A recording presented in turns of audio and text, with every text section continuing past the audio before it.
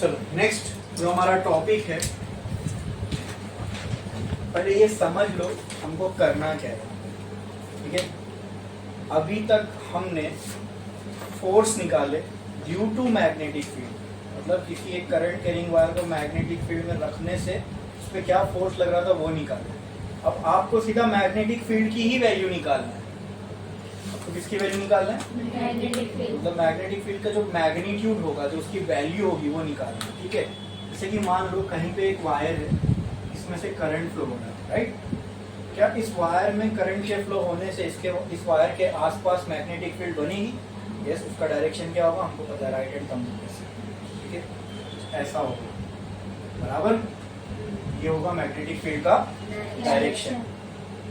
ठीक है, अब ये जो मैग्नेटिक फील्ड है, ठीक है, आप मुझे बताओ, मैं अगर 2 पॉइंट बनाऊं, यहाँ एक पॉइंट, यहाँ एक पॉइंट, ए और बी, तो कहाँ पे मैग्नेटिक फील्ड ज्यादा होगी? मैग्नेटिक फील्ड ए ज्यादा होगी कि बी ज्यादा होगी? ये वायर है, यहाँ से मैग्नेटिक फील्ड बन रही है। ठीक है, तो कोई पॉइंट वायर के जितना करीब होगा तो उसकी मैग्नेटिक फील्ड ज्यादा होगी कि वो दूर होगा तो ज्यादा होगी? पास होगा तो ज्यादा होगी, तो ये ट्रू होगा, बराबर। Magnetic field at point A will be greater than magnetic field at point B. अच्छा, इसका मतलब ये भी है कि जैसे जैसे मैं वायर से दूर जाता जाऊंगा, the value of magnetic field will keep on changing, decrease होती जाएगी। और ये समझ में भी आता है कि जितना हम मैग्नेटिक फील्ड से दूर जाएंगे उतना मैग्नेटिक फील्ड कमजोर होगी। ठीक है, तो आपसे कहा गया कि आप लोगों को कोई भी एक रैंडम पॉइंट दे दिया, लेट्स से यहाँ पे, और बोला यहाँ पे क्या वैल्यू है मैग्नेटिक फील्ड की, बताओ। मैग्नेटिक फील्ड क्या, आपको मालूम है वायर है तो इसकी वजह से मैग्नेटिक फील्ड बन रही होगी। ये भी पता है कि यहाँ वैल्यू अलग होगी, यहाँ अलग होगी, यहाँ अलग होगी, यहाँ, है ना? आपको कोई एक रैंडम पॉइंट दिया गया और उसको वहां पे एग्जैक्ट वैल्यू बताना है मैग्नेटिक फील्ड की क्या है। तो कैसे बताओगे? क्या हमने अभी तक इसके लिए कोई फॉर्मूला देखा है? ठीक है, एक फॉर्मूला हमको आया था मैग्नेटिक फील्ड का, वो ये वाला F = QVB। यहाँ से मैग्नेटिक फील्ड का फॉर्मूला आया था F/QV, बराबर। लेकिन यहाँ चार्ज तो है ही नहीं, यहाँ तो पूरी करंट कैरिंग वायर है। ठीक है, और यहाँ फोर्स का भी कोई नामो निशान नहीं है। यहाँ पे ये फोर्स तो वो होता था ना जो मैग्नेटिक फील्ड में रखने के बाद लगे। ठीक है, हमको तो ये मैग्नेटिक फील्ड की ही वैल्यू निकालना है, हमको ऑलरेडी मैग्नेटिक फील्ड दी हुई नहीं है, जो बन रही है वायर की वजह से मैग्नेटिक फील्ड, उसकी हमको वैल्यू निकालना है। जाओ बाहर जाओ, जाओ बाहर जाओ, हंस लो। जब आपको मतलब सही हो जाओगे ना, स्टेबल हो जाओगे, तब आओ, जाओ जाओ, मुझे डिस्टर्ब होगा, फटाफट जाओ, स्टेबल हो, फिर हंसना नहीं, तुम मौका दे रहा हूं, जाओ स्टेबल हो जाओ, फिर अंदर आना। बैठना है? ठीक है, हमको अभी क्या करना है, ये वायर की वजह से जो मैग्नेटिक फील्ड बन रही है, ठीक है, उसकी वैल्यू निकालना है एनी रैंडम पॉइंट। ये समझ में आया क्या करना है? अब ऐसे सिनेरियो के लिए हमारे पास कोई मैथमेटिकल रिलेशन है क्या?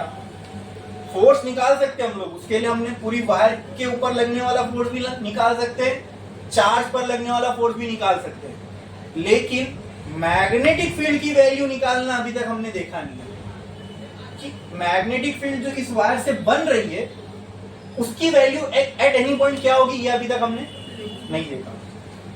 तो ये निकालने के लिए है ना दोस्तों, हमको एक लॉ है वो हेल्प करता है, और उस लॉ का नाम है बायो-सेवर्ट्स लॉ। ठीक है, और उसको लिखते ऐसा है,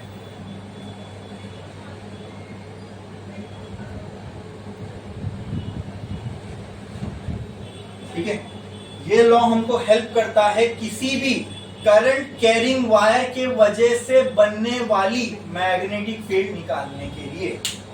कोई करंट कैरिंग वायर है तो 100% उसके आसपास क्या बनेगी? Magnetic field. अब ये जो मैग्नेटिक फील्ड की वैल्यू है करंट कैरिंग वायर के आसपास, वो निकालने में हमको कौन सा लॉ हेल्प करता है? Bio-Savart's law. तो एक काम करता हूं मैं, पहले तो मैं कोई भी एक रैंडम शेप की वायर ले लेता हूँ, ठीक है। ये वायर की लेंथ होगी, डिस्प्लेसमेंट लेंथ, ठीक है। अब इस वायर में से क्या फ्लो हो रहा है? करंट। क्या फ्लो हो रहा है? करंट। अगर इस वायर में से करंट फ्लो हो रहा है दोस्तों, तो इसके आसपास क्या बनेगी? At any random point, let's say here, ये पॉइंट है P। क्या यहाँ पे भी मैग्नेटिक फील्ड होगी इस वायर की वजह से? कितनी होगी मुझे नहीं मालूम, कम होगी, ज्यादा होगी, कुछ भी हो सकती है। हाँ, इतना बोल सकता हूँ, इसके बाद यहाँ से कम होगी, इससे पहले यहाँ से ज्यादा होगी, क्योंकि वो जगह करीब है, ये दूर है, ठीक है।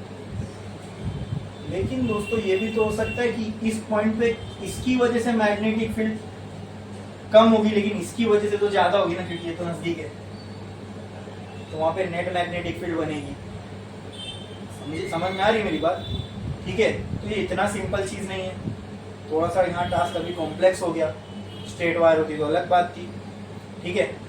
अच्छा, तो हम लोग इस पूरे वायर की वजह से अगर यहाँ पे बनने वाली मैग्नेटिक फील्ड निकालने जाएंगे तो बहुत डिफिकल्ट हो जाएगा, क्योंकि ये पॉइंट इस पॉइंट से नजदीक है, इससे दूर है, इससे नजदीक है, इससे दूर है, इससे नजदीक है।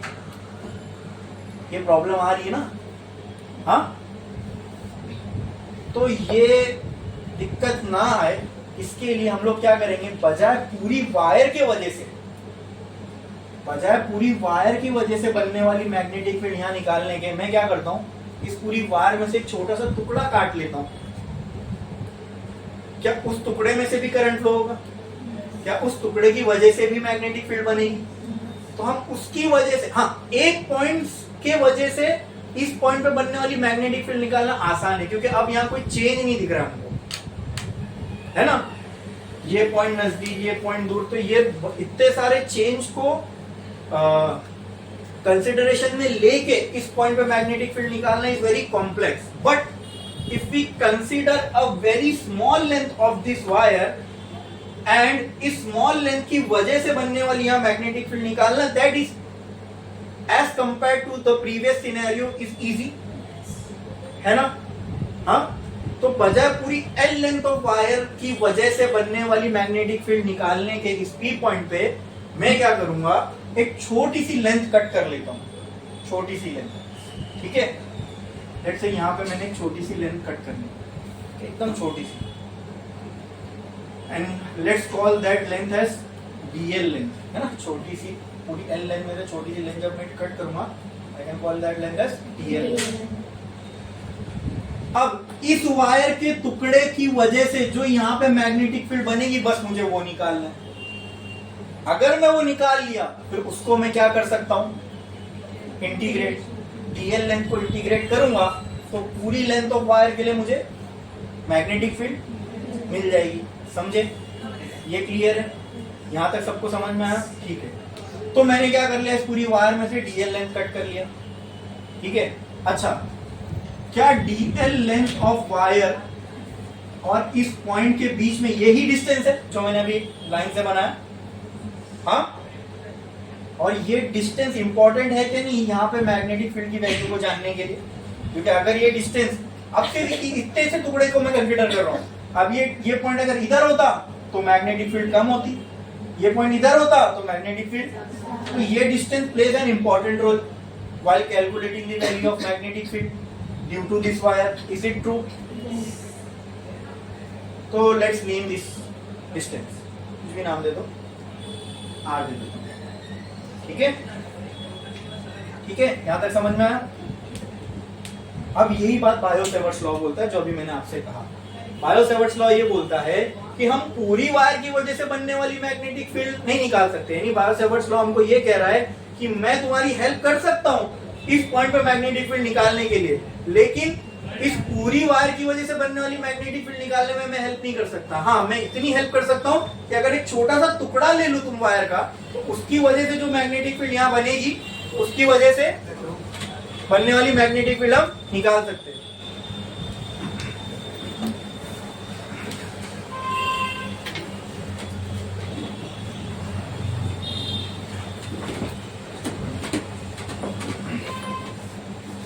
तो चलो आओ देखते हैं बायो सेवर्ट्स लॉ क्या बोलता है। कि ये छोटी सी लेंथ की वजह से, क्या इतनी सी लेंथ में भी करंट फ्लो होगा? तो क्या उसकी वजह से भी मैग्नेटिक फील्ड बनेगी? क्या उसकी कुछ तो वैल्यू होगी इधर? इट कैन बी एनीथिंग, ठीक है। और एक चीज, क्या ये वायर और ये जो डिस्टेंस है इसके बीच में एक एंगल बन रहा है? हाँ, थीटा। तो ये थीटा को भी हम कंसीडर करेंगे, ठीक है। अब बायो-सेवर्ट्स लॉ क्या बोलता है? बायो-सेवर्ट्स लॉ ये बोलता है जो मैग्नेटिक फील्ड है पॉइंट पी पे बनने वाली is directly proportional to the current flowing in the wire. Is it true? चलो सोच के देखते हैं। मैग्नेटिक फील्ड बन किसकी वजह से रही है? करंट की वजह से। अगर करंट कम होगा तो उसके वजह से बनने वाली मैग्नेटिक फील्ड की वैल्यू भी, और अगर करंट ज्यादा हुआ तो अरे वही तो बना रहा है मैग्नेटिक फील्ड को। तो सिंपल सी बात है भाई, अगर करंट की वैल्यू ज्यादा तो उसके वजह से बनने वाली मैग्नेटिक फील्ड भी ज्यादा, ठीक है। तो चलो यहाँ भी मैं स्मॉल आई से ही रिप्रेजेंट करता हूँ करंट, ओके। तो ये डायरेक्टली प्रोपोर्शनल है, क्या ये बात समझ में आई? ये है सबसे पहला स्टेटमेंट बायो-सेवर्ट्स लॉ का। पूरा इतना समझा? नेक्स्ट और देखते किस किस पे डिपेंड करती है मैग्नेटिक फील्ड। पहला समझ में आया करंट से कैसे डिपेंड कर रही है? हाँ, now Biot-Savart's law also says that the magnetic field, the value of magnetic field on this point is also proportional to sin theta. अब ये कैसे देखो, अभी ये पॉइंट भी इधर है, ओके। इसकी वैल्यू मुझे थीटा कहां से लिया हमने? यहां से। अब मुझे इसकी वैल्यू 90 से कम लग रही है, ठीक है। जैसे जैसे मैं 90 को अप्रोच करूंगा क्या थीटा की वैल्यू बढ़ेगी? और जैसे ही मैं 90 पे पहुंचूंगा sine theta is maximum at 90, है ना, 1 हो जाती है उसकी वैल्यू। 90 से पहले वैल्यू कम होती है, 90 के बाद भी कम होती रहती फिर 180 पे 0 हो जाता है साइन। हाँ, तो ये बात ट्रू है, समझ में आया? तो इसका मतलब अगर ये पॉइंट इधर है तो इसकी वैल्यू हो सकता है कम आए, और वही पॉइंट अगर इधर होता तो ज्यादा आती, और अगर एकदम एग्जैक्ट इधर होता तो, और तब थीटा कितना हो जाता? 90। मतलब this theta also plays an important role in the value of, मतलब ये जितना ज्यादा होगी साइन थीटा की वैल्यू, मैग्नेटिक फील्ड भी उतनी ज्यादा होगी उस पॉइंट पे। क्या ये बात समझ में आई? बोलो, क्लियर है? बहुत धीरे धीरे और सिस्टमैटिक वे में मैं आपको समझा रहा हूँ। बहुत इंपॉर्टेंट लॉ है ये। लॉ को यूज करना है हमको आगे के डेरिवेशंस में, इसलिए अच्छे से समझ लो। पहले तो मैंने ये बताया कि ये हम क्यों यूज कर रहे हैं लॉ, इट्स पर्पस। ऐसी रटा नहीं रहा हूं कि स्टेटमेंट दे दिया ये लिख लो। हमने एक्चुअल में समझे कि हम ये लॉ क्यों यूज कर रहे हैं। समझ में आया ना पर्पस क्या है इसका? वायर है, उसमें से करंट फ्लो हो रहा है, उस करंट की वजह से मैग्नेटिक फील्ड बन रही है आसपास। अब आपसे पूछा गया इस वायर की वजह से मैग्नेटिक फील्ड बनी ना, तो इस वायर से ये पॉइंट पे क्या मैग्नेटिक फील्ड की वैल्यू वो बताओ। अगर ये पॉइंट पे पूछे तो बताओ, ये पॉइंट पे पूछे तो बताओ। किसी भी पॉइंट पे अगर आपको मैग्नेटिक फील्ड की वैल्यू पूछी जाए, वायर की वजह से जो बन रही है मैग्नेटिक फील्ड उसकी वैल्यू, तो आपको बताने आना चाहिए। तो उसके लिए अब तक अपने पास कोई रिलेशन है नहीं, इसी के लिए कर रहे हैं। और पूरी लेंथ के लिए डायरेक्टली भी क्यों नहीं निकाल सकते वो भी समझाया, इसलिए हमने कौन सी लेंथ निकाले? डीएल। ओके, अब इस डीएल लेंथ की वजह से जो मैग्नेटिक फील्ड बनेगी वो डायरेक्टली अच्छा, ये जो मैग्नेटिक फील्ड है, अगर मैं छोटा सा वायर का टुकड़ा लूं तो उसमें से करंट की भी वैल्यू छोटी होगी, फ्लो होने वाला करंट भी छोटा होगा। और अगर मैं वायर की लेंथ ज्यादा लूं तो उसमें से फ्लो होने वाला करंट भी, तो कहना है B is also directly proportional to DL. If this DL length goes on increasing, the value of magnetic field will also increase. और ये DL को मैं जितना छोटा करूंगा मैग्नेटिक फील्ड की भी वैल्यू उतनी छोटी हो जाएगी। ओके, अच्छा और एक बात दोस्तों, अगर ये लेंथ DL हो गई तो इसके वजह से बनने वाली मैग्नेटिक फील्ड B होगी कि DB होगी? DB ना, छोटी मैग्नेटिक फील्ड बनेगी ना। तो is it true if I right B here? क्या लिखना चाहिए मुझे? यहाँ भी क्या लिखूं, यहाँ भी क्या लिखूं? क्योंकि भाई ये D मैग्नेटिक फील्ड हम निकाल ही DL की वजह से रहे, तो DL की वजह से जो मैग्नेटिक फील्ड बनेगी उस पॉइंट पे वो क्या रहेगी? DB। B तो वो मैग्नेटिक फील्ड होगी ना जो पूरे लेंथ से बने। B will be that magnetic field which will be due to the total length L। हमको तो सिर्फ DL की वजह से बनने वाली मैग्नेटिक फील्ड निकाल के दे रहा है बायो-सेवर्ट्स। तो DL कितनी मैग्नेटिक फील्ड बनाएगा इस पॉइंट पे? DB बराबर। तो ये डीबी किस किस पे डिपेंड कर रही है? इस थीटा पे, इस आई पे, है क्या? नहीं समझ में? और एक चीज बायो-सेवर्ट्स लॉ बोलता है डीबी एक और चीज पे डिपेंड करता है। वो क्या? ये आर को अगर मैं इंक्रीज कर दूं, यहां कर दूं, तो डीबी कम हो जाएगा। ओहो, मतलब आर के इंक्रीज होने से डीबी की value, it means these are directly proportional और इनवर्सली प्रोपोर्शनल। इनवर्सली प्रोपोर्शनल तो है, लेकिन सिर्फ आर के नहीं, आर स्क्वायर के इनवर्सली प्रोपोर्शनल है। जैसे इलेक्ट्रिक फील्ड होती थी, electric field was inversely proportional to distance ना, but it was not linearly proportional. उसका ग्राफ कुछ इस तरीके से बनता था, E वर्सेस R का, याद है? ये ग्राफ था E इनवर्सली प्रोपोर्शनल टू 1/, यानी R की वैल्यू थोड़ी सी भी बढ़ेगी तो E बहुत ज्यादा कम हो जाएगा। उसी तरह अगर यहां हमने डिस्टेंस थोड़ा भी बढ़ाया ना, तो मैग्नेटिक फील्ड झट से कम होगी। समझे? ये चीज कहती है। ये चारों समझ में आया? ये चारों समझ में आया? हाँ। अब इन सबको अगर मैं एक इक्वेशन में लिखूं तो क्या ऐसा लिख सकता हूं? dB is directly proportional to I dl sin theta upon r square. हाँ, ठीक है।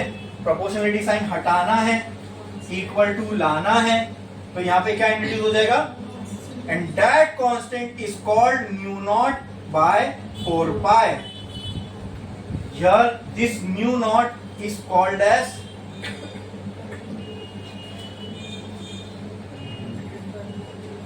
permeability of medium।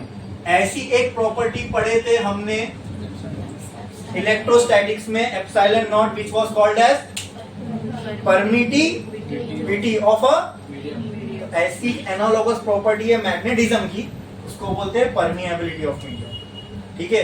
वहां पे एक और कांस्टेंट हमने पढ़ा था, k इक्वल टू 1/4 पाई, और यहाँ पे जो कांस्टेंट है वो है म्यू नॉट बाय 4 पाई। ठीक है, क्लियर?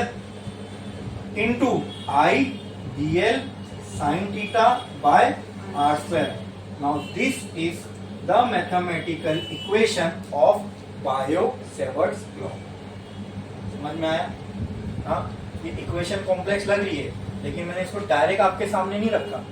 एक एक पार्ट हमने इसका पहले समझे, फिर उसको प्रोपोर्शनल किए, फिर खाली कांस्टेंट पुट कर दिए। और यहाँ पे जो म्यू नॉट की वैल्यू है वो होती है 4 pi into 10⁻⁻⁷।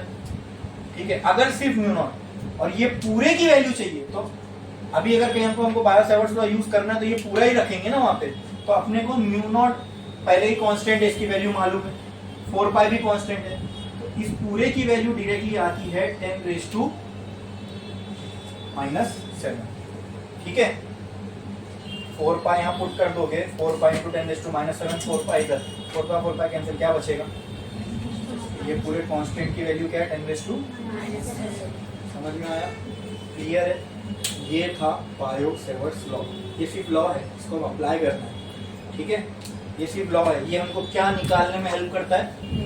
The value of magnetic field at some distance r from the wire. But क्या ये पूरे वायर की वजह से मैग्नेटिक फील्ड निकाल के देता है? नहीं, वायर की छोटी सी लेंथ की वजह से जो मैग्नेटिक फील्ड बन रही है वो तुमको बायो-सेवर्ट्स लॉ देगा। हाँ, वो मिल गया, फिर तुम क्या करो? उसको इंटीग्रेट करो और पूरी वायर के लिए निकालो। ये समझ में आ गया? क्लियर है? हाँ, देखो बायो-सेवर्ट्स लॉ लिखे। ठीक है, देखो bio-Savart's law, bio-Savart's law, it states that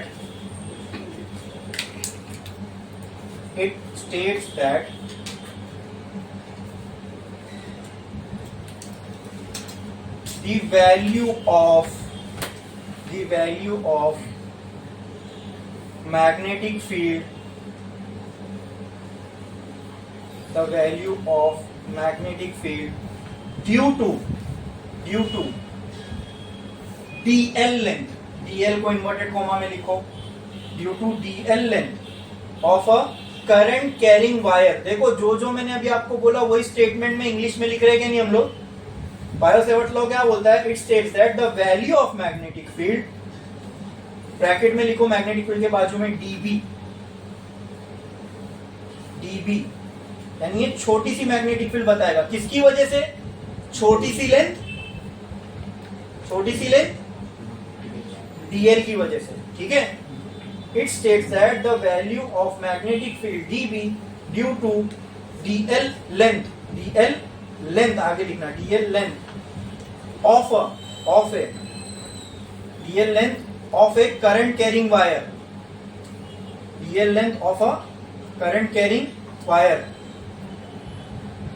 is directly proportional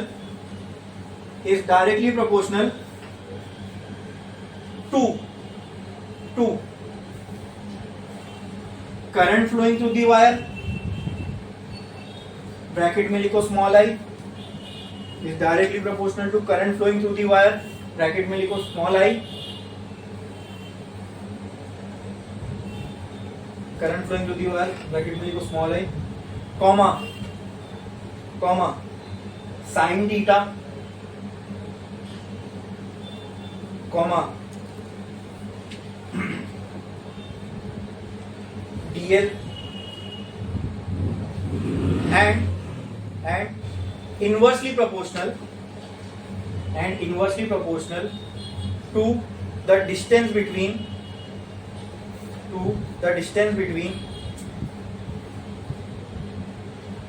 wire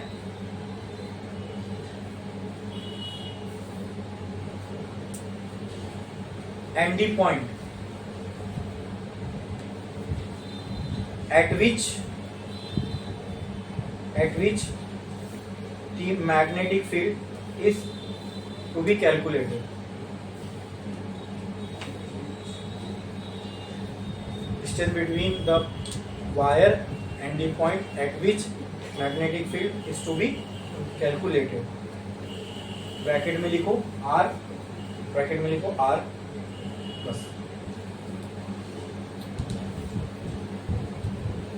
square ऐसा लिखो, इनवर्सली प्रोपोर्शनल टू, ऊपर थोड़ा सा वो कर दो, ऐड कर दो इसमें, inversely proportional to square of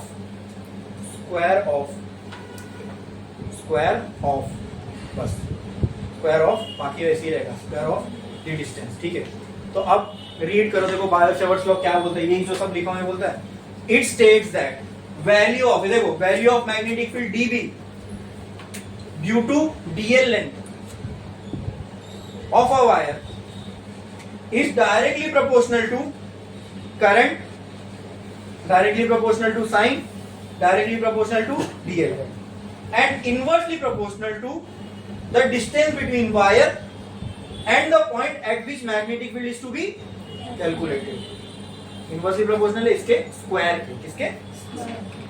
तो ये स्टेटमेंट में लिखे, अब उसको मैथमेटिकली ऐसा लिखोगे, फिर एक इक्वेशन बनाने के लिए ऐसा लिखोगे, प्रोपोर्शनलिटी साइन हटा के इक्वल टू लगाने के लिए ऐसा लिखोगे। करो कॉपी जल्दी करो जल्दी करो।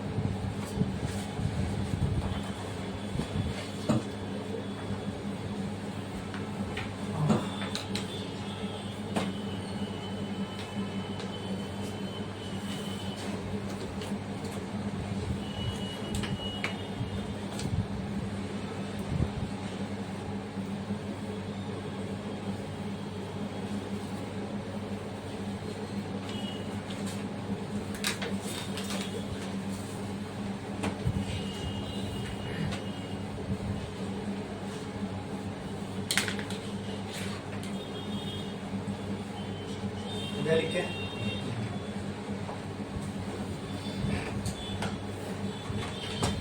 इसकी यूनिट लिख देना हेनरी पर मीटर, क्यों नॉट।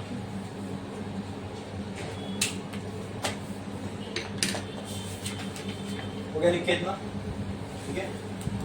अब ये था बायो-सेवर्ट्स लॉ मैग्नीट्यूड के फॉर्म में, और प्रॉब्लम सॉल्व करते वक्त, डेरिवेशन करते वक्त आपको यही फॉर्मूला यूज करना है जो मैग्नीट्यूड के फॉर्म में, ठीक है। बट ये अपने को किसकी वैल्यू दे रहा है? किसकी? वेरी गुड वेरी गुड, किसकी वैल्यू दे रहा है बायो-सेवर्ट्स लॉ? मैग्नेटिक फील्ड की। किसकी? Magnetic field. If magnetic field a scalar quantity और अ वेक्टर क्वांटिटी, इसके बाद डायरेक्शन होता है मैग्नेटिक फील्ड के पास। मैग्नेटिक फील्ड स्केलर क्वांटिटी की वेक्टर क्वांटिटी? हाँ, ये एरो बना बना के मैग्नेटिक फील्ड 10 बार बताया था आपने, मैंने आपको। हाँ, तो इससे समझ में आता है ना मैग्नेटिक फील्ड क्या है। If magnetic field is a vector quantity it means it will have magnitude as well as. और मैंने क्या कहा, ये फॉर्मूला आपको क्या दे रहा है मैग्नेटिक फील्ड का? मैग्नीट्यूड। ये फॉर्मूला आपको इसका डायरेक्शन, और डायरेक्शन आपको तभी मिलेगा जब इस इक्वेशन को वेक्टर फॉर्म में लिखोगे, क्योंकि वेक्टर ही डायरेक्शन देता है ना। हाँ, तो एक लाइन छोड़ो, स्टार और लिखो vector form of Biot Savart's law. Vector form of Biot Savart's law. Vector form of Biot Savart's law. Vector form of Biot Savart's law. हाँ, बहुत ही सिस्टमैटिक वे में आप लोग ये चीज को समझ रहे हैं। एक चीज दिमाग में बिठा लेना, प्रॉब्लम्स करते वक्त, डेरिवेशंस करते वक्त कौन सा फॉर्मूला यूज करोगे? यही वाला। We are just writing the vector formula for Biot Savart's law to understand the direction of magnetic field. ये आपको वैल्यू दे देगा, ताकत कितनी है, 1 2 3 4 10 कितनी टेस्ला है, वो ये फॉर्मूला देगा। लेकिन अगर आपसे पूछे, बोलो 10 टेस्ला मैग्नेटिक फील्ड लग रही है, लेकिन 10 टेस्ला यहाँ है, 10 टेस्ला यहाँ है, 10 टेस्ला इधर है, 10। अरे भाई, ये सब की वजह से कितना फर्क पड़ता है? मैग्नेटिक फोर्स में फर्क पड़ रहा था कि नहीं? खाली मैग्नेटिक फील्ड से, मैग्नेटिक फील्ड के डायरेक्शन की वजह से। बोलो, लेंथ ऐसी, मैग्नेटिक फील्ड ऐसी तो फोर्स 0, लेंथ ऐसी, मैग्नेटिक फील्ड ऐसी तो फोर्स मैक्सिमम। तो भाई मैग्नेटिक फील्ड के डायरेक्शन से बहुत फर्क पड़ता है, इसलिए हमको डायरेक्शन भी मालूम हो ना। बट इफ अगर हम लोग प्रॉब्लम सॉल्व कर रहे, डेरिवेशन कर रहे, तो वहां पे हमको सिर्फ मैग्नीट्यूड से मतलब है, तो कौन सा फॉर्मूला लोगे? ये वाला। हाँ, और बहुत ही अच्छे से समझेंगे कैसे हम मैग्नेटिक फील्ड का फॉर्मूला निकालेंगे। इसलिए वेक्टर की अब देखो नॉलेज काम आएगी। मुझे आप बताओ, पहले तो ये सारी क्वांटिटी आपके सामने, इन्हीं में से कोई ना कोई आपको डायरेक्शन बताएगा। चलो देखते हैं कौन। ये क्या है? कांस्टेंट, चौकड़ी। ये कोई क्वांटिटी स्केलर वेक्टर में इसका गिनती नहीं, कांस्टेंट है। ये हटाओ, आई। अच्छा, ओके। एक चीज से मेरे को ये भी आइडिया मिलेगा, जो थीटा के बाजू में दो चीज होती है ना, उसी का क्रॉस प्रोडक्ट आंसर होता है। मतलब अगर मैं वो लॉजिक से समझूं तो dB will be the cross product of that two which is written aside of sin theta.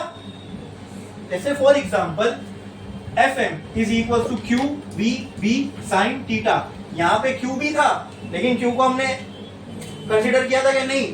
हमको चाहिए था F, तो हमको मालूम है F किसका किसका क्रॉस प्रोडक्ट होगा? जो sin थीटा के बाजू में लिखा होगा। राइट? राइट और रॉन्ग? तो by using that logic tell me what two things will make the cross product so that we get dB?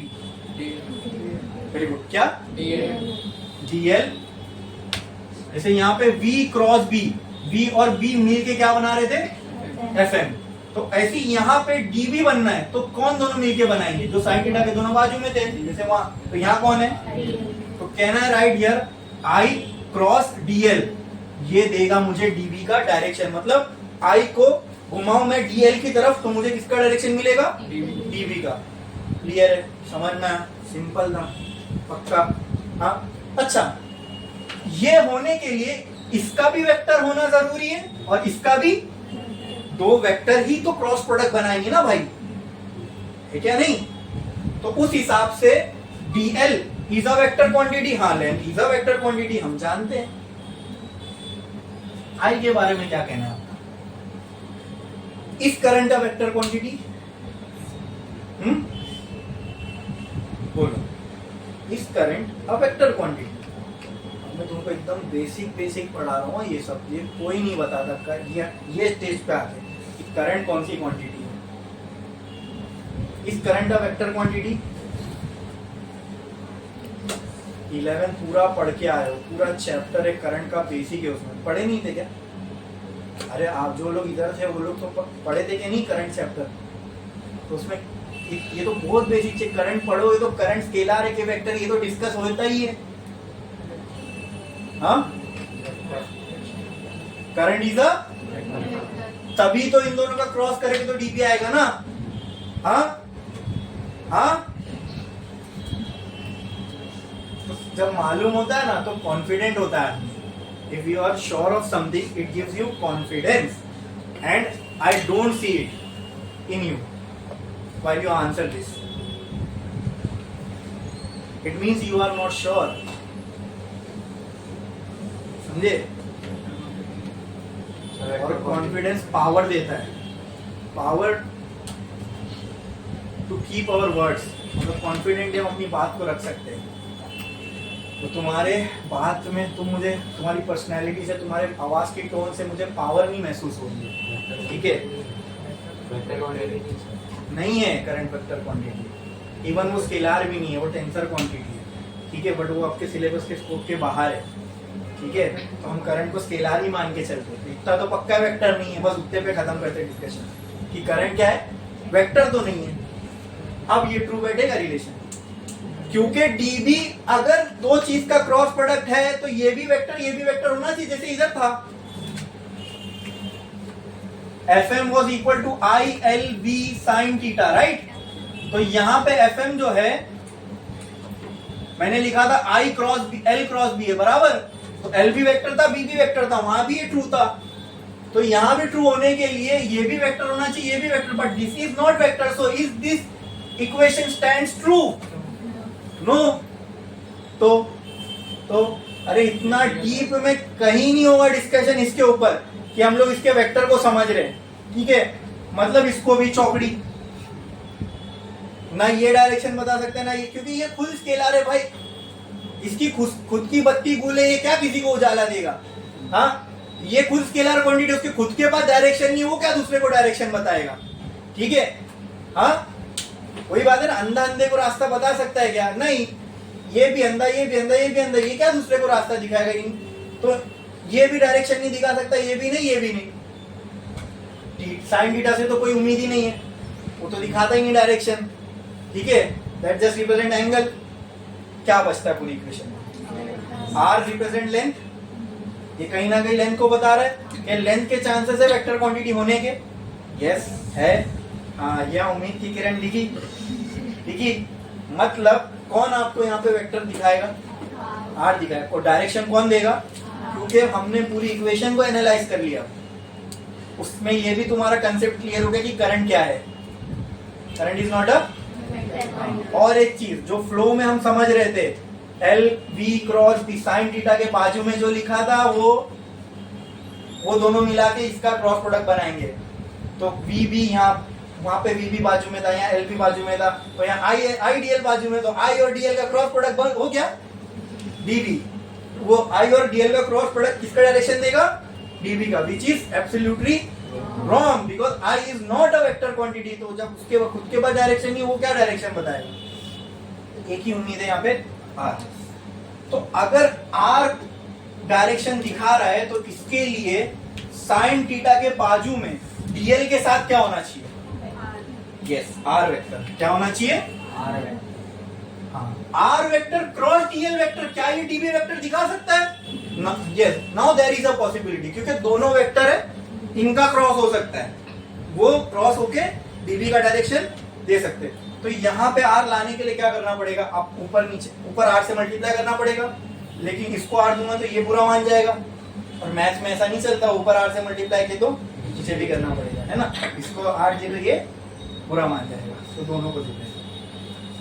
अब यहाँ मैं वेक्टर फॉर्म में लिख रहा हूँ, ठीक है, एरो लगा रहा हूँ, mu not by 4 pi into I DL vector, okay, sine theta, heading लगा है ना, vector form of Biot Savart's law, हाँ, मल्टीप्लाई बाय आर, ये पूरी इक्वेशन में नीचे क्या था, आर स्क्वायर, अब इसको भी हम वेक्टर में ले रहे हैं ना, let's consider R also as a vector. अब आर वेक्टर डायरेक्शन दे सकता है क्योंकि वो खुद एक वेक्टर क्वांटिटी है, लेकिन वो डीएल के साथ क्रॉस होना चाहिए तभी वो डीबी का डायरेक्शन दिखाएगा, और डीएल के साथ क्रॉस करने के लिए ऊपर एक आर होना चाहिए, इसलिए ऊपर एक आर लाने के लिए हमने क्या किया, आर से आर वेक्टर को ऊपर मल्टीप्लाई कर दिए, अगर ऊपर मल्टीप्लाई किए तो नीचे भी वेक्टर से मल्टीप्लाई करना पड़ेगा, बोलो क्लियर है, हाँ। अब ये इक्वेशन क्या बनेगी, DB vector is mu not by 4 pi I DL vector cross R vector sine theta upon R cube. बोलो ये क्लियर है, ये समझ में आया क्या, इसमें किसी को कोई डाउट है, हाँ कि ना, समझ में आया, पक्का क्लियर है। ये हो गया वेक्टर फॉर्म ऑफ, अब वेक्टर फॉर्म में आपको दो चीज नहीं दिखेंगी, ऊपर, अरे ये इक्वेशन सेम ही है ना, आर आर कैंसिल कर दूंगा तो ये इक्वेशन आएगी, बट वहां आर इंट्रोड्यूस करने का रीजन क्या था, नाउ यू कैन क्लियरली से the direction of magnetic field. अब इन सब में से डायरेक्शन ऑफ मैग्नेटिक फील्ड आपको कौन बताएगा, जो साइन थीटा के बाजू में, लेकिन भाई साइन थीटा के बाजू में दोनों वेक्टर होना चाहिए, अगर ये फॉर्म में लिख रहा था तो एक स्केलर एक वेक्टर क्वांटिटी आ रही है जो डायरेक्शन, अब यहाँ दोनों वेक्टर आ रहे, हाँ, अब ये तुमको डायरेक्शन देगा मैग्नेटिक फील्ड का, कैसे, देखो डीएल, डीएल मैंने कहा था हमेशा वहां लो जहां करंट का डायरेक्शन है, तो ये हो गया डीएल का डायरेक्शन अपवर्ड्स, अपवर्ड्स, ठीक है, यहां मान लो डीएल का डायरेक्शन ऊपर की तरफ है, ऊपर की तरफ, ओके, आर, आर का डायरेक्शन ये है, ठीक है, ऊपर ये, तो डीएल से आर को क्रॉस करो, थंब कहां जा रहा है, तो I can say here magnetic field is inverse, मिल गया डायरेक्शन, मिल गया डायरेक्शन, ऐसे निकालते मैग्नेटिक फील्ड का डायरेक्शन। ये आप तब तक नहीं बता सकते जब तक यहाँ पे आर वेक्टर नहीं है, किसके साथ क्रॉस करूं, डीएल को किसकी तरफ घुमाऊं कि मुझे डीबी का डायरेक्शन मिले, समझे, क्रॉस प्रोडक्ट, डीबी क्या है, वेक्टर क्वांटिटी, तो आंसर वेक्टर में तभी मिल सकता है जब जो प्रोडक्ट मल्टीप्लायर है वो दोनों क्रॉस प्रोडक्ट हो, ठीक है, तो क्रॉस प्रोडक्ट होने के लिए दोनों का क्या होना जरूरी है, वेक्टर, तो यहाँ पे और कोई वेक्टर क्वांटिटी है ही नहीं सिवाय इसके, तो ऊपर नीचे मैंने क्या किया, आर वेक्टर से मल्टीप्लाई किया, ओके, समझ में आया, ठीक है, ये बहुत सिंपल वे में बताया मैंने आपको, वरना इसका एक और तरीका था, unit vector in that direction में, आर का यूनिट वेक्टर लूं फिर उसको मैग्नीट्यूड वैल्यू से कंपेयर करूं तो लंबा चौड़ा हो जाता, खैर आप ये समझो, this is the equation of Biot Savart's law in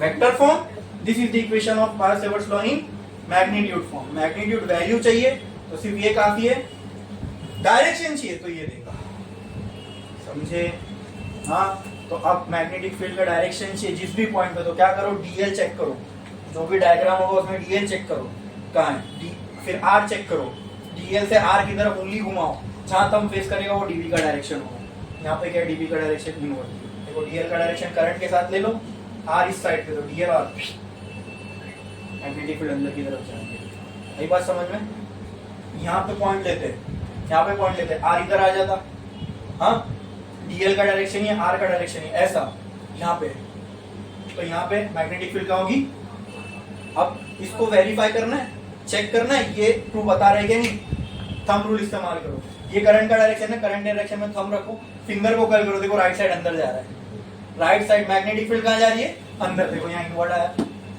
left side में यहाँ पे करोगे तो फिंगर्स कहाँ आएंगी, देखो यहाँ पे कहाँ आ रही है, और उससे वेरीफाई किए तो भी यहाँ पे, मतलब मैं उससे कर रहा हूँ, डीएल और आर, ये आर लेंथ हो जाएगी, अगर पॉइंट भी इधर आ जाएगा तो डीएल ये आर ये मैग्नेटिक फील्ड बाहर आ रही है, समझे, ये एकदम कंसेप्चुअल वे में मैं आपको बायो-सेवर्ट्स लॉ पढ़ा रहा हूँ, ठीक है, वरना कॉलेज में और अक्सर क्लास में ये सिर्फ एज अ फॉर्मूला पढ़ाया जाता है, ये स्टेटमेंट जो आपने लिखे ना वो स्टेटमेंट लिखते हैं, ये लिखते हैं, ये हो गया खत्म, अपन ने बायो-सेवर्ट्स लॉ को पूरा फील कर लिया, एक एक चीज उसमें की बायो-सेवर्ट्स लॉ हमको क्या रिप्रेजेंट कर रहा है, क्यों यूज कर रहे हैं, क्या निकाल के देने वाला है। क्लियर है, समझ में आया। वेक्टर फॉर्म भी समझ में आया।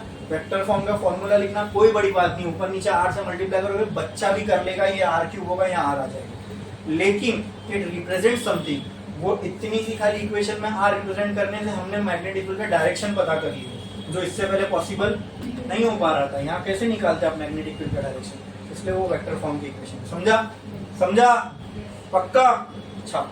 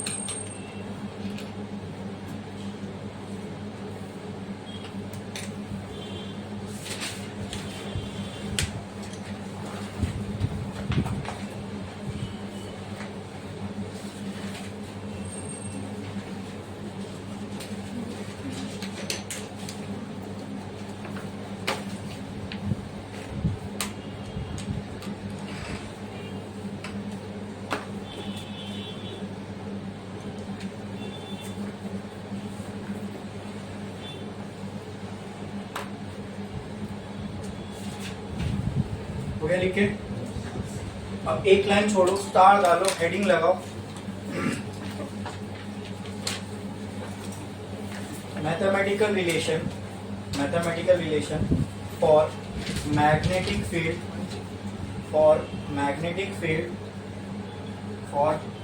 फील्ड ड्यू टू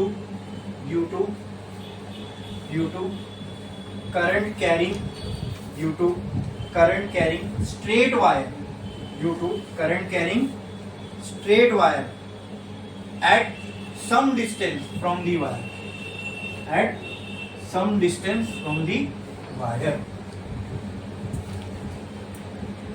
अब इसमें ना मैं आपको एक चीज डिस्क्लेमर पहले ही दे देता हूं, मैं आपको जो डेरिवेशन कराने वाला हूं अभी, ये डेरिवेशन आपकी टेक्स्ट बुक के मेथड से थोड़ा अलग है।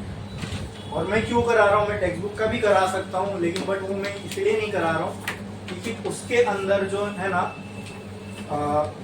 कुछ इंफॉर्मेशन मिसिंग है। मतलब अगर वो वे में अगर मैं गया ना तो बीच में एक इक्वेशन आती है, वो उसमें नहीं आ पाई। ठीक है, वहाँ डायरेक्ट जो है इनफाइनाइट वायर के लिए मैग्नेटिक फील्ड निकाला हुआ है, ये इससे भी आएगी, लेकिन इसमें एक इक्वेशन आने वाली है जो मुझे आपको देनी है, और उस इक्वेशन पे बेस्ड आप ही के टेक्स्ट बुक में फॉर्मूला है, उसी इक्वेशन पे बेस्ड आपके टेक्स्ट बुक में एक न्यूमेरिकल है। अब टेक्स्ट बुक में वो न्यूमेरिकल तो दे दिया, लेकिन वो फॉर्मूला कहीं नहीं है जहाँ होना चाहिए था। ठीक है, इवन जो मैं डेरिवेशन करा रहा हूँ, ये एंट्रेंस पॉइंट ऑफ व्यू से है, टेक्स्ट बुक के डेरिवेशन से छोटा है, टेक्स्ट बुक के डेरिवेशन से इजी है समझने के लिए, तो तीनों जगह से अपना फायदा है। ठीक है, टेक्स्ट बुक वाला लेंथी है, डिफिकल्ट है, और वो इक्वेशन भी नहीं मिलेगी हमको जो न्यूमेरिकल सॉल्व करने के लिए चाहिए। ये छोटा है इसीलिए इजी भी है, और इसमें वो इक्वेशन भी मिलेगी जो हमको चाहिए न्यूमेरिकल को सॉल्व करने के लिए। ठीक है, और एक और एडेड एडवांटेज है कि एंट्रेंस पॉइंट ऑफ व्यू से बेनिफिशियल है, तो आपको तो उससे कोई लेना देना नहीं, लेकिन फिर भी मैं बता रहा हूँ। ठीक है, तो चलो आओ करते हैं। अपने पास एक करंट कैरिंग स्ट्रेट वायर है। ओके, एक स्ट्रेट वायर है, इसके अंदर लेट्स से करंट फ्लो हो रहा है I। ठीक है, और लेट्स अज्यूम ये करंट कैरिंग स्ट्रेट वायर है, क्या इसकी वजह से इसके आसपास मैग्नेटिक फील्ड बनेगी जरूर। और तो लेट्स से कुछ डिस्टेंस दूर गया मैं यहाँ पे कहीं पे, मतलब इसके एग्जैक्ट आधे पे कहीं पे यहाँ पे मैंने एक पॉइंट ले लिया, let that point be P। आप मुझे बताओ वायर से वायर से इस पॉइंट P का परपेंडिकुलर डिस्टेंस ये होगा, मतलब ये डिस्टेंस जो है, ये डिस्टेंस वायर से क्या है, परपेंडिकुलर पॉइंट P तक का। बोलो क्लियर है? Let that this distance be A, क्योंकि R तो हमने DL वाले को दिया था। A चेंज होगा क्या मुझे बताओ? अगर मैं पॉइंट P को यहां ले जाऊं तो भी परपेंडिकुलर डिस्टेंस तो वही रहेगा। पॉइंट P को यहां ले आऊं तो परपेंडिकुलर डिस्टेंस कभी चेंज नहीं होगा, ये A ही रहेगा। आई बात समझ में? क्लियर है? बोलो हाँ। चलो अब ये पॉइंट भी हमने इसके हाफ लेंथ पे लिया ना, तो फॉर इजी अंडरस्टैंडिंग इस आधी लेंथ को मैं मान लेता हूं, चलो छोड़ दीजिए, ये लेंथ हमको, लेंथ को हम वैसे भी डीएल ही लेने वाले हैं, तो पूरी लेंथ से हमको इतना कोई टेंशन भी नहीं है। अच्छा, इस वायर की वजह से बनने वाली क्या निकालना है आपको, किस पॉइंट पे, इस पॉइंट पे। अच्छा, अभी रियलिटी में जैसे अगर ये वायर है ना, तो ये पॉइंट भी कहाँ होगा मालूम, इधर पे, इधर। मतलब मैं ये बताना चाह रहा हूँ बहुत क्लोज होगा ये वायर से। अब हमको लिखने में समझ में आना चाहिए, इसलिए बोर्ड पे इतना दूर दूर बन रहा है, वरना रियलिटी में ये पॉइंट कहाँ होगा, बहुत क्लोज होगा, समझे? ठीक है। क्या हम लोग इस पूरी वायर की लेंथ की वजह से बनने वाली इस पॉइंट पे मैग्नेटिक फील्ड निकाल सकते हैं? हाँ, निकाल सकते हैं, बताओ कैसे निकाल सकते हैं? नहीं। तो हम क्या निकाल सकते हैं वो बताओ। यस, उसके एक छोटे से क्रॉस सेक्शन की वजह से बनने वाली, मतलब अगर इसमें से अगर मैं एक छोटा सा टुकड़ा काट दूं डीएल लेंथ का, मतलब लेट से अगर मैंने इस पॉइंट को 0 मान लिया, तो अगर इस यहां से मैं L लेंथ तक जाऊं, कहां तक, यहां से मैं L लेंथ तक नीचे आया, और वहां नीचे आके मैंने क्या किया, डीएल लेंथ का एक टुकड़ा काटा, क्या इस डीएल लेंथ की वजह से इस पॉइंट पे बनने वाली मैग्नेटिक फील्ड निकाली जा सकती है? इस डीएल लेंथ की वजह से इस पॉइंट पे कितनी मैग्नेटिक फील्ड बनेगी, बोलो? डीबी बनेगी। Now tell me what will be this DB. इस डीएल लेंथ की वजह से उस पॉइंट पे कितनी मैग्नेटिक फील्ड बनेगी, ये हमको कौन बता सकता है? ये हमको कौन बता सकता है? ऐसे सिनेरियो से हम पहले गुजरे हैं कि नहीं? ये डीएल लेंथ की वजह से बनने वाली किसी भी पॉइंट पे मैग्नेटिक फील्ड, ये कौन बता सकता है हमको? तो क्या करेंगे, यहाँ पे लिख देंगे Biot Savart's law. Biot Savart's law क्या बोलता है, dB is equals to u not I dl sin थीटा। समझे? क्लियर है?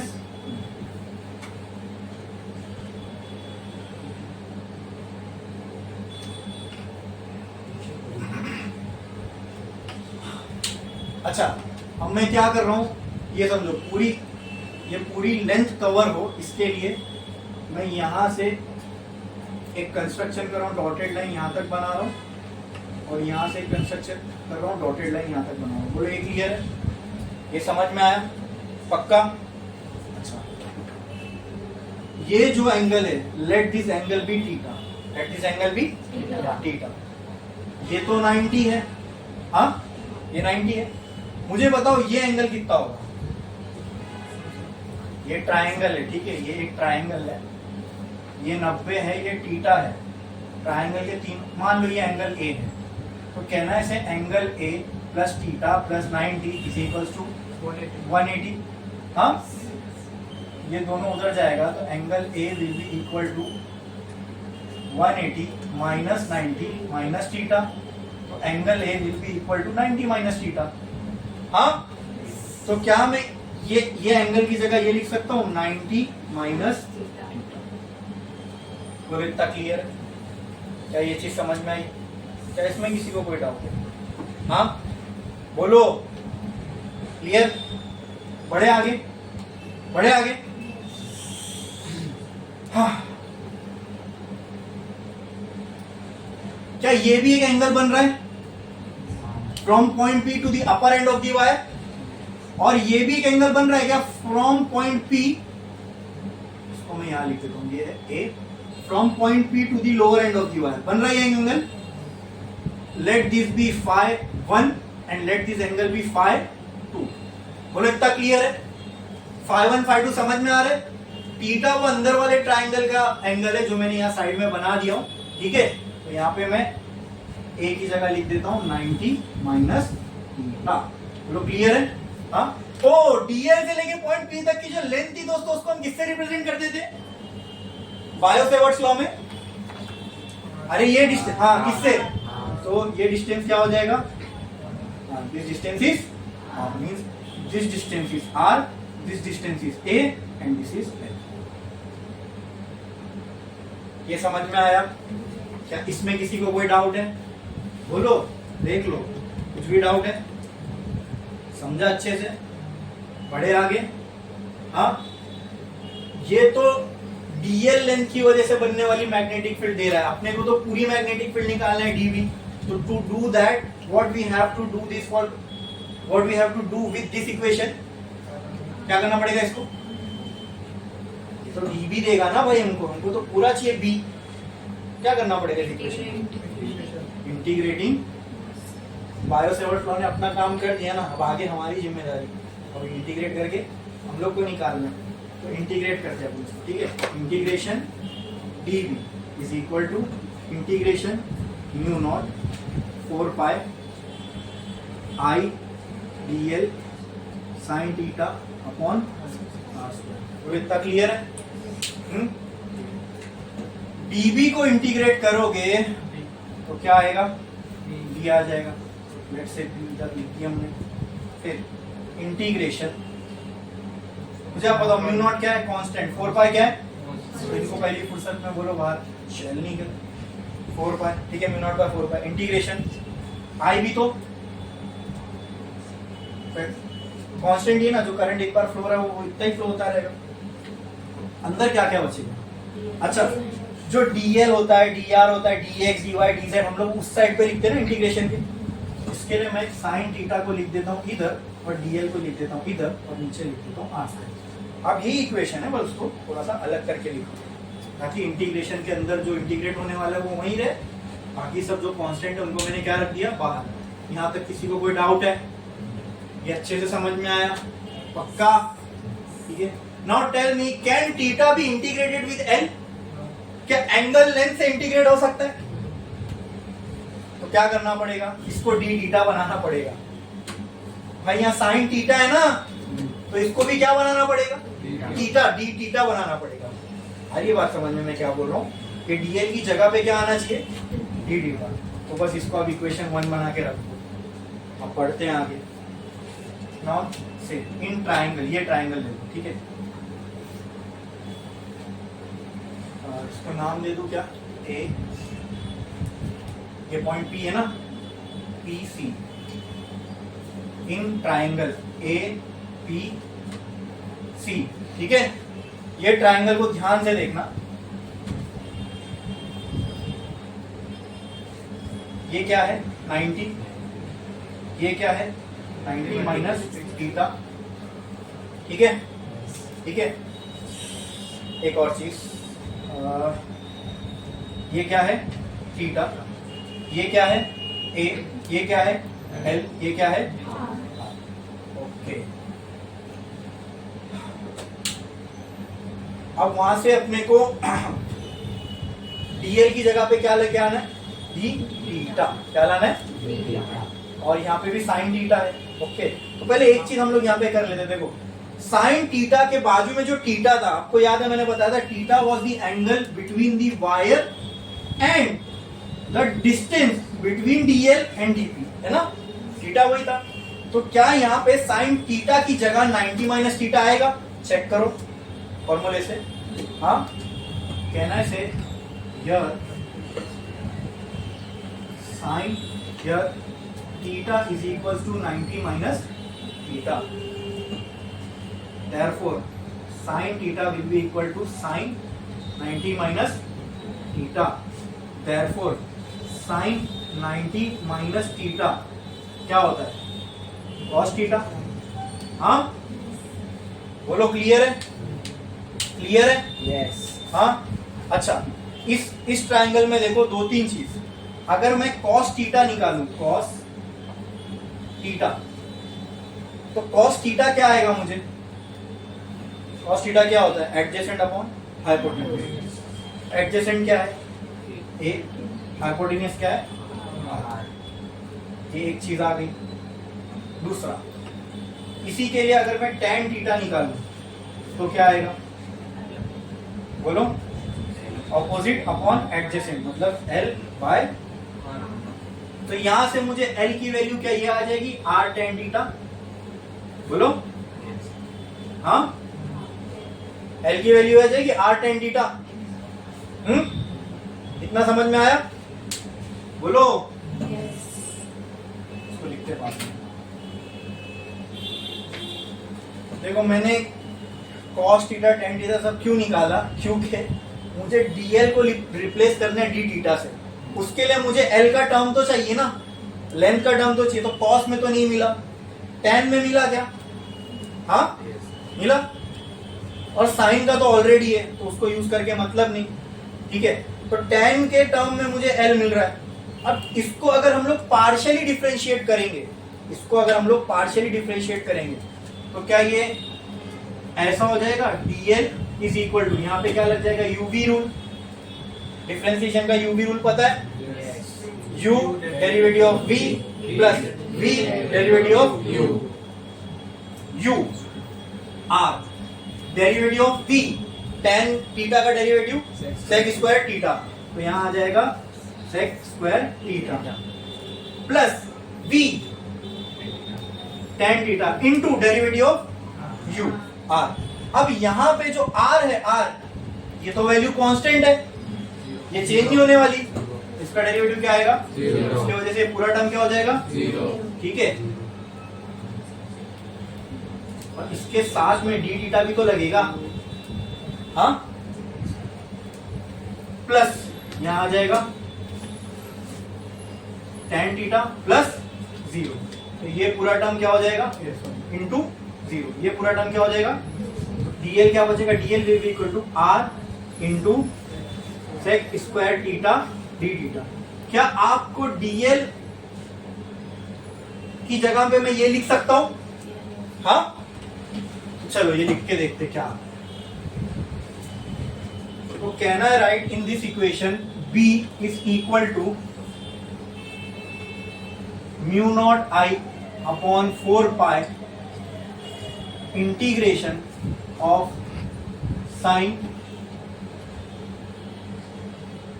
तो 90 माइनस थीटा वाली कहानी में कहाँ लिखूं? यहाँ, चलो बाद में ही लिख देता हूँ। साइन थीटा इनटू, अब ये पूरे dl की जगह पे मैं क्या लिख सकता हूँ? बोलो। r into sec square theta into D theta upon r square. ये सही है? हाँ। By this relation can I say r will be equal to a upon cos theta. हाँ, अरे ये इक्वेशन से क्या मैं r की ये वैल्यू निकाल बोल सकता हूं? बोलो। yes. पक्का? हाँ, अब देखते जाओ। Can I say here theta is equal to 90 minus theta, therefore sin theta will be written as sin theta will be written as sin 90 minus theta, or we know that sin 90 minus, we know that sin 90 minus theta is equal to cos theta, is equal to cos theta। ठीक है, क्या मैं इसकी जगह पहले मैं ऊपर ये लिख देता हूं, देखो v is equal to mu not i 4 pi integration sine theta की जगह क्या आएगा? 90 माइनस थीटा। यहाँ पे मैं लिख देता हूँ, ये थीटा पता है ना क्या लेते हैं? From wire to the distance between dl and d, ये होता है अपना थीटा। और यहाँ पे उसकी वैल्यू क्या है? 90 माइनस थीटा। ठीक है, डिवाइडेड बाय आर स्क्वायर की जगह दोस्तों क्या मैं ये लिख सकता हूं? a अपॉन कॉस थीटा का whole square into R sec square theta into D theta, इसको ऐसे ही रहने दो, ठीक है। अब b is equal to mu not I by 4 pi. अरे समझ में आ रहा है ना सबको?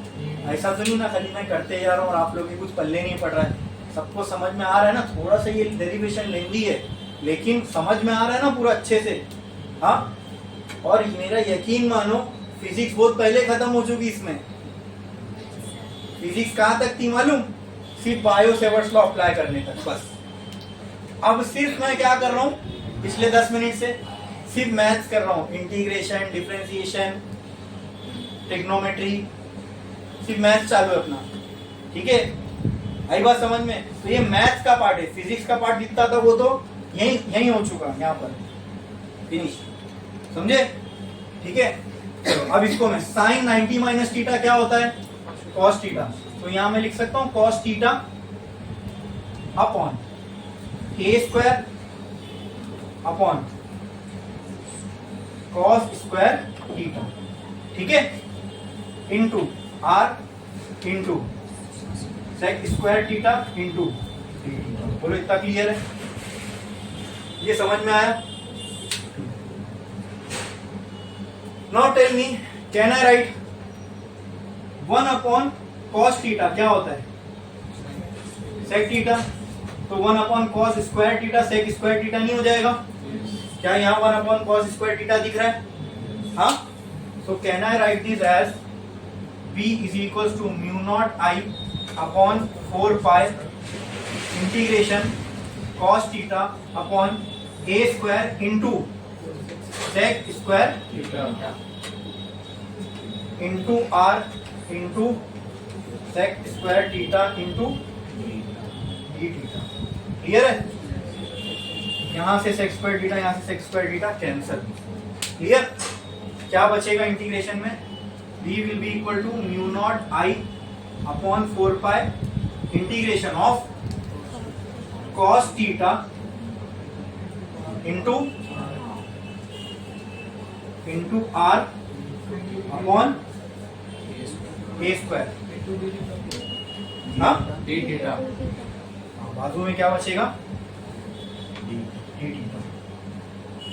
बोलो इतना क्लियर है? ये चीज समझ में आई? पहले इतना छाप लो, फटाफट फटाफट छापो, जल्दी जल्दी,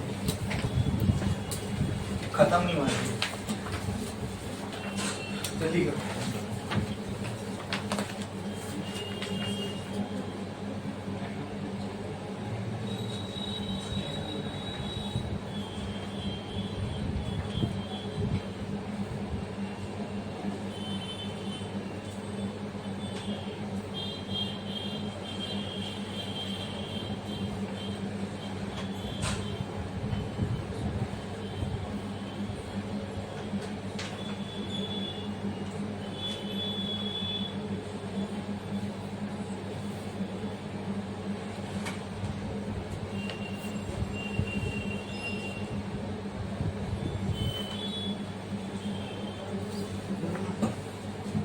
गड़बड़ है इधर।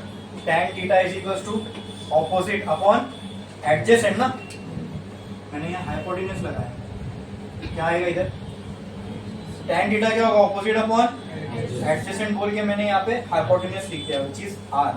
तो खाली कुछ मत करो, यहाँ पे आएगा a, और कहाँ पे? यहाँ पे भी a, यहाँ पे भी a, यहाँ पे जहाँ यहाँ r था ना, ये भी आएगा a, ये भी आएगा, ये तो बराबर है, हाँ आ रही था। यहाँ पे भी क्या आएगा? ए, और यहाँ पे भी ए। तो बस यहाँ ए आने की वजह से क्या हो जाएगा? ये ए के कैंसल, तो यहाँ पे ए स्क्वायर नहीं बचेगा, सिर्फ ए बचेगा, ठीक है? अब करेंगे, हाँ, वहाँ पे आर, ये भी नहीं रहेगा ना, इंटू डी थीटा, बस बराबर। करो छापो फटाफट।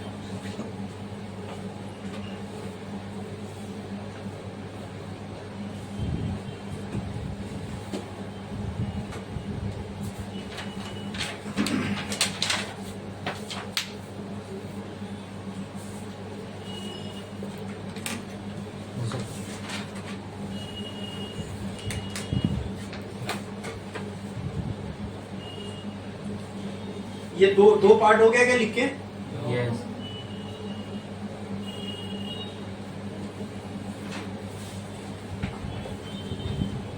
लिखो जल्दी जल्दी लिखो। ये और ये पार्ट हुआ। यस। कितने लोगों का बाकी है? जल्दी करो, डायग्राम अच्छे से बनाना। डायग्राम बनाए ना ठीक से? डायग्राम बहुत अच्छे से बना इसका, वही आपको पूरा समझने में हेल्प करेगा। यहाँ पर भी लिख दो रेफरेंस के लिए APC।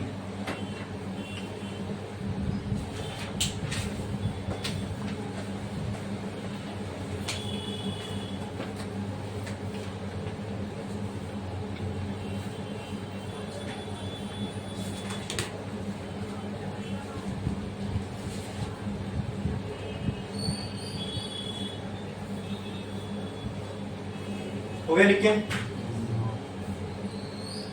दो पार्ट हो गया ना खाली। अब यहाँ पे भी है, यहाँ पे ध्यान दो। देखो यहाँ पे कुछ लोगों के दिमाग में आएगा सर यहाँ थीटा की जगह 90 माइनस थीटा लिखे तो यहाँ थीटा की जगह 90 माइनस थीटा क्यों नहीं लिखा? सबसे पहली वजह ये कि ये वो वाला थीटा नहीं है जो फॉर्मूले में। दूसरा, यहाँ 90 माइनस थीटा डाल के कोई मतलब ही नहीं, आगे जाके कैंसिल हो रहा है, दिख रहा है मुझे। 1/cos स्क्वायर है, वो सेक रखूंगा तो ऑलरेडी कैंसिल हो जाएगा ना, इसलिए उसको हमने छेड़छाड़ नहीं की है। ठीक है, और एक चीज अब आती है बारी लिमिट लगाने की। अच्छा, यहाँ पे थीटा है, ए तो कांस्टेंट है ना, ए तो कभी चेंज नहीं होगा, ए को भी मैं बाहर ले सकता हूं। यहाँ पे ध्यान दो, बहुत इंपॉर्टेंट चीज बताने जा रहा हूं, अभी पूरे में लगाना है आपको। अब cos थीटा है, अब ये किससे इंटीग्रेट हो रहा है? विद रेस्पेक्ट टू, अब कर सकते हैं इंटीग्रेशन। पहले क्या था देखो, साइन थीटा था और रेस्पेक्ट में क्या था? लेंथ थी। अब थीटा है और उसी के रेस्पेक्ट में इंटीग्रेट भी हो रहा है, तो हम अब इंटीग्रेट कर सकते हैं। बोलो क्लियर है? बारी आती है अब लिमिट लगाने की। अब लिमिट कहां से कहां लगाएंगे? देखो, हमने तो डीएल लेंथ काटे ना, हमने यहां से कितनी लेंथ काटी? डीएल। और हमको निकालना किसके लिए? पूरी वायर के लिए। तो अगर मैं 0 से स्टार्ट करूं, इस साइड पे जाऊं φ1 एंगल तक, तो क्या इस साइड की पूरी वायर कवर हो जाएगी? हाँ। और यहां 0 से स्टार्ट करूं और इस साइड पे जाऊं φ2 एंगल तक, तो क्या ये लेंथ भी कवर हो जाएगी? क्योंकि अब मुझे लिमिट जो है एंगल के फॉर्म में चाहिए, लेंथ के फॉर्म में नहीं, क्योंकि मैं किसके रेस्पेक्ट में इंटीग्रेशन कर रहा हूं? थीटा के रेस्पेक्ट में। हाँ, तो थीटा भी तो ऐसे ही चेंज हो रहा है ना। देखो ये थीटा जब यहां पहुंच जाएगा इसकी वैल्यू हो जाएगी φ1। अब ये एंगल इधर थीटा है, थीटा जब यहां पहुंच जाएगा तो इसकी वैल्यू क्या हो जाएगी? तो थीटा को अगर मैं φ2 से लेके φ1 तक इंटीग्रेट कर दूं, तो क्या पूरी वायर की लेंथ कवर हो जाएगी? हाँ। और सेक ऑफ अंडरस्टैंडिंग, जो ये ऊपर वाला साइड है उसको मैं पॉजिटिव मान लेता हूं, और जो नीचे वाला साइड है उसको मैं नेगेटिव। तो इसको मैं ऐसा बोल सकता हूं -φ2 से लेके +φ1 तक। बोलो क्लियर है? -φ2 से लेके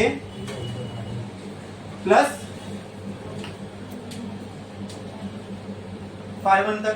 बोलो क्लियर है? अगर यहां से φ1 से लेके, सॉरी ये -φ2 नीचे के साइड φ2 से लेके φ1 तक, ये पूरी लिमिट मैंने अगर कंसीडर किया, तो क्या ये पूरी वायर के लिए मैग्नेटिक फील्ड आ जाएगी? क्या इसमें पूरी वायर कवर हो रही है? और देखो ना, इंटीग्रेशन भी थीटा के रेस्पेक्ट में हो रहा है, मतलब थीटा की वैल्यू φ2 भी यहाँ पे क्या हो सकती है? φ2। यहाँ पे मैक्सिमम क्या हो सकती है? तो थीटा की वैल्यू φ2 से लेके φ1 चेंज करने पे क्या पूरी वायर कवर हो जाएगी? इसलिए हम लिमिट कहां से ले रहे हैं? φ2 से लेके φ1। माइनस क्यों लिया? क्योंकि ये 0 के इस साइड है, इसके लिए माइनस, ये ना इसको 0 माने ना हमने, ये इस साइड है इसके लिए माइनस, और 0 के अपवर्ड है इसलिए वो ये लगा दिया मैंने लिमिट। अब ये सारी लिमिट हर जगह लो।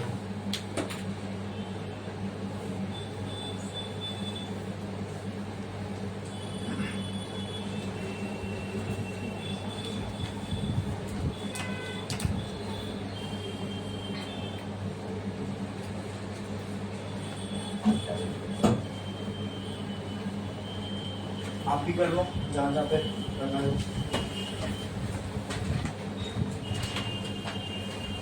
वहीं से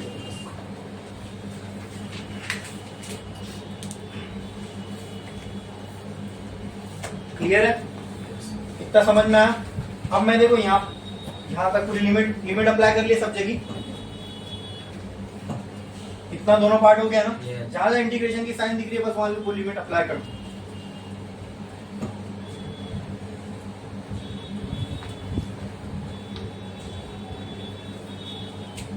अब देखो इधर, can I write this equation as B is equal to mu not I upon 4 pi A भी बाहर आ गया, integration minus phi 2 plus phi 1 cos theta D theta hash.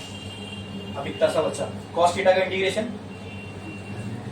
b is equal to mu not I by 4 pi A cos theta का integration sine theta, upper limit phi 1 lower limit minus phi 2, बस integration हो गया, limit apply कर दो, b is equal to mu not I upon 4 pi A, upper limit क्या है इसकी sign phi 1 minus ये क्या हो जाएगा बोलो, साइन माइनस फाई 2 बराबर। हाँ, we know that sine minus theta is minus sine theta. हाँ भाई, अरे भाई साइन माइनस थीटा होता है माइनस साइन थीटा, फॉर्मूला ये ट्रिग्नोमेट्री का, ठीक है। तो ये माइनस बाहर आएगा तो क्या हो जाएगा बोलो, b will be equal to mu not I upon 4 pi A, क्या बचेगा अंदर साइन फाई 1, ये माइनस बाहर आ जाएगा, ये minus minus sine phi 2, minus minus b is equal to mu not I upon 4 pi A bracket में sine phi 1 plus sine phi 2। यही वो फॉर्मूला था जिसकी मैं बात कर रहा था, ठीक है, ठीक है, यही वो फॉर्मूला था जिसकी मैं बात कर रहा था। ये फॉर्मूला आपको इस पूरी वायर के लिए इस पॉइंट पे बनने वाली, इस पूरी वायर की वजह से बनने वाली इस पॉइंट पे मैग्नेटिक फील्ड दे देगा, दे देगा। समझ में आया, समझ में आया। इसके बाद हम लोगों को अभी भी ये खत्म नहीं हुआ, इसके बाद हम लोग को क्या देखना पता है, अगर इनफाइनाइटली लॉन्ग वायर है उसकी वजह से पॉइंट पी पे क्या मैग्नेटिक फील्ड बनेगी वो देखना है, ठीक है। हम देखेंगे लेकिन नेक्स्ट लेक्चर में, क्योंकि अब टाइम तो बचा नहीं, ऊपर हो गया है, ठीक है।